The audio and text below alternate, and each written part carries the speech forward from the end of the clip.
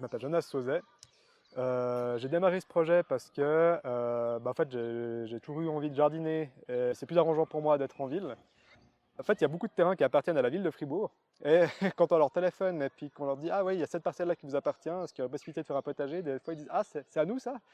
Il y a mon père qui travaillait justement avec Tatiana, la propriétaire de la maison. Puis à un moment, ils ont parlé potager, puis ils ont parlé du fait qu'ils avaient ce terrain en fait, qu'ils devaient entretenir, faucher régulièrement et que voilà, ça les embêtait un peu, puis que finalement, s'il y avait quelqu'un qui était prêt à reprendre le terrain pour en faire un potager, qu'ils étaient ouverts.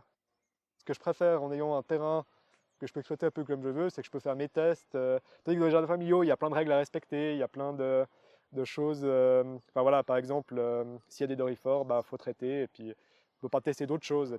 Le nom qu'on a donné au projet, c'est la butte de Sisyphe, parce que, comme vous voyez, ça implique de tout monter par ce petit escalier. Du coup, la routine qu'on a eue pendant un an, c'était de monter des trucs. La journée infernale, ça a été de monter la terre. Donc là, on a apporté 8 mètres cubes de terre et de compost qu'on a pu installer sur la cour de l'école qui est là en bas. Et ça a été un week-end complet à monter saut par saut toute la terre, tout le compost pour les bacs, pour avoir de la terre saine. Et ça, c'était une grosse journée de travail, quoi. Alors dans les animaux sympas qui ne nous posent pas trop de problèmes, beaucoup de chats forcément dans le quartier. Bon, ils nous ont pas trop posé de problème au-delà du fait que quand il n'y avait pas les plantes, ils utilisaient les bacs comme litière. Mais voilà, au-delà de ça, ça va. On a un hérisson qui a habité quelque temps dans le tas de bois qui est là derrière. On le croise encore de temps en temps, mais je ne sais pas s'il habite encore vraiment là, enfin à voir. Et puis le hérisson qui bouffe les limaces, ça oui, il faut quand même le dire. Mais il n'en mange pas assez pour que ça réduise le problème, donc je crois qu'il bouffe plus.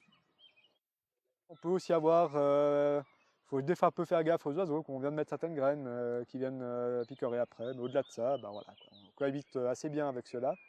Et nos grands ennemis de toujours, c'est les limaces. Donc ici, on a énormément de limaces et énormément d'escargots. Du mois de février au mois de mai, tu prépares tes plantons, t'en prends soin tous les jours, tu les mets en terre et tu reviens le lendemain et il n'y a plus rien. Il n'y a vraiment plus rien. Donc voilà, la première interaction qu'on a eue avec les limaces, c'était de les massacrer, de les jeter comme ça, d'aller les ramasser et de les jeter. Mais ce n'est pas forcément la meilleure stratégie. Donc on a voulu tenter plein de choses. En fait, pour les limaces, il y a plein de techniques qui sont connues, notamment mettre de la bière, faire des pièges à bière. Le problème de ça, c'est que ça attire des limaces sur un rayon beaucoup plus grand en fait, sur le terrain. Donc oui, c'est efficace dans le sens où elles se noient dedans et puis on est bien, mais ça en attire beaucoup plus, donc ça ne résout pas le problème. On a réfléchi à mettre ces barrières-là, mais ça coûte assez cher. Enfin voilà, jusque-là c'était pas mal galère. On a fait justement, en fait, dans la routine d'arrosage, on devait aussi ramasser les limaces et puis les jeter. Et puis ça réduit les dégâts, mais globalement c'est beaucoup de travail. La réflexion, c'est de se dire, en fait, dans ces bacs, c'est sûr que s'il y a de la paille et je sais pas, 6 plantes de tomates ou 6 plantes de basilic, voilà, ou des plantes qui sont intéressantes pour les limaces, c'est clair qu'elles vont s'attaquer qu'à ça. Et en plus, la paille, ça fait un abri pour les limaces, donc voilà, elles sont paradis, elles ont à bouffer, elles ont le logement, enfin voilà, il y a tout ce qu'il faut. Donc c'est clair que c'était pas étonnant qu'on ait des gros problèmes de limaces ces 2 premières années. Donc là, ce qu'on est en train de tenter cette année, c'est de planter un couvert végétal de moutarde, qui est une plante que les escargots et les limaces apprécient particulièrement.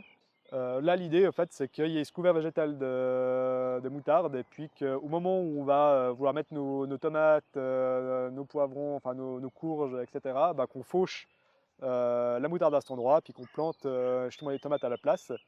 Et l'idée, c'est que justement, il y a tellement à manger dans les bacs que les dégâts sont dilués sur toutes les plantes et puis qu'il n'y a jamais une plante qui est vraiment tuée entièrement. Bon, forcément, dans les trucs qu'on essaye de faire, en fait, là, dans les plantes qui poussent autour du terrain, bon, comme vous voyez, on a pas mal de Rumex, on a également du liseron qui se répand un peu partout.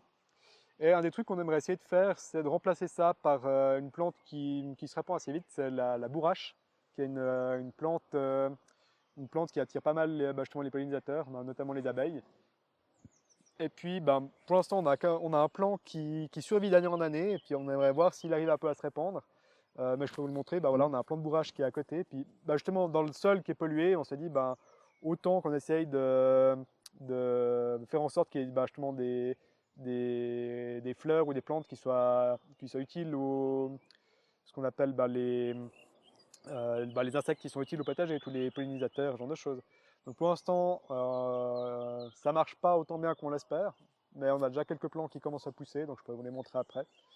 Voilà, mais sinon, ben, on n'a pas forcément d'interaction positive dans le sens à des... Ah, le chant des oiseaux, oui, bon, bah, ça c'est vrai que ça, c'est toujours sympa. Ah, aussi, ouais, peut-être une interaction positive qu'on a eue aussi avec les animaux autour de la Sarine.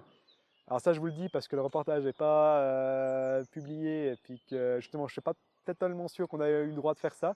Mais la structure qui est derrière vous, là, ça, c'est des rondins, enfin, c'est des, ouais, des troncs d'arbres qu'on a récupérés au bord de la Sarine après le passage de Castor, qui avait, qui avait coupé plein d'arbres. Et du coup, on a récupéré ça. Le thym qu'on a à Grelais, c'est avec l'association Pantera. C'est une association avec laquelle on est en train de développer une forêt comestible. L'idée, en fait, c'est de cultiver des plantes comestibles, mais en s'inspirant en fait des strates qu'on retrouve naturellement dans la nature et dans une forêt. À Grelais, la différence avec ici, on est vraiment sur la production de légumes. À Grelais, on est aussi en train de développer une forêt jardin, donc on doit planter des arbres. Je sais si je dis pas beaucoup d'interactions positives avec les animaux finalement, mais le gros problème qu'on a là-bas, c'est les chevreuils qui viennent se faire les cornes sur les jeunes arbres. Et puis ça, en fait, il y a une année, on avait planté, je sais plus, une centaine d'arbres pionniers, et puis il n'y en a même pas une dizaine qui a survécu à cause de ça. Un problème qu'on a à la campagne et pas ici, c'est les campagnols, voilà, qui bouffent les patates, les racines. Et ici, on n'a pas trop ce problème. Je pense qu'ils ne vont simplement pas dans les bacs. Pour conclure, enfin, j'aurais bien aimé vous dire qu'on vit en harmonie avec la nature et puis que voilà, les animaux nous apportent plein d'aide et tout, mais en fait non, c'est souvent plus, tiens, il y a un animal qui nous emmerde, comment on peut faire avec et puis pas l'emmerder non plus, mais l'empêcher de nous emmerder nous.